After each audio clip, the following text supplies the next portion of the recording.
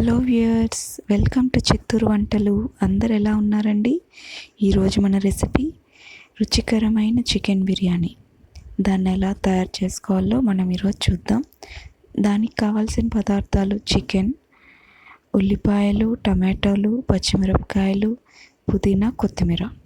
ముందుగా మిక్సీ జార్లో పుదీనా, కొత్తిమీర, పచ్చిమిరపకాయని వేసుకొని దాన్ని మెత్తటి పేస్ట్ లాగా చేసుకోవాలి. ఇప్పుడు ఈ పేస్ట్ని మనము చికెన్ మ్యారినేట్ చేయడానికి వాడతాము. చికెన్లో ఈ మిక్సీ చేసుకున్న పేస్ట్ని, మళ్ళీ పసుపుని, కారప్పొడి, ధనియాల పొడి, ఇంకా గరం మసాలా ఇవన్నీ వేసుకొని తర్వాత పెరుగు వేసుకోవాలండి. పెరుగు కూడా వేసుకొని దీన్ని బాగా కలుపుకోవాలి.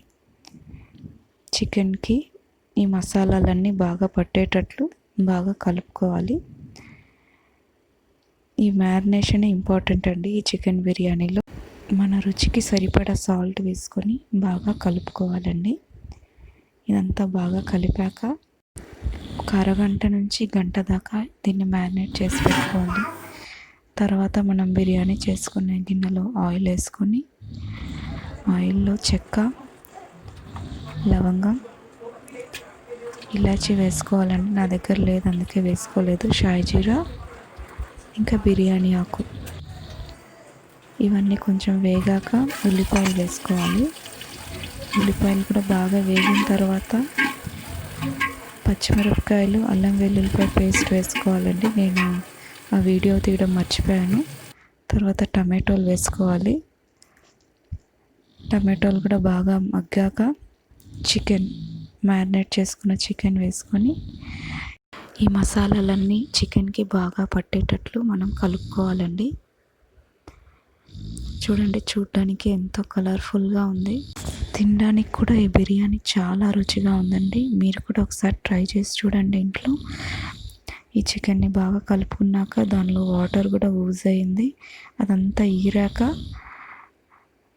ఇంకొకసారి బాగా కలుపుకొని మూత పెట్టుకోవాలండి.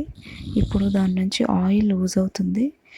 ఆయిల్ లూజ్ అయిన తర్వాత మనకి ఇప్పుడు మెజర్మెంట్కి ఎంత వాటరో ఆ వాటర్ పోసుకోవాలి.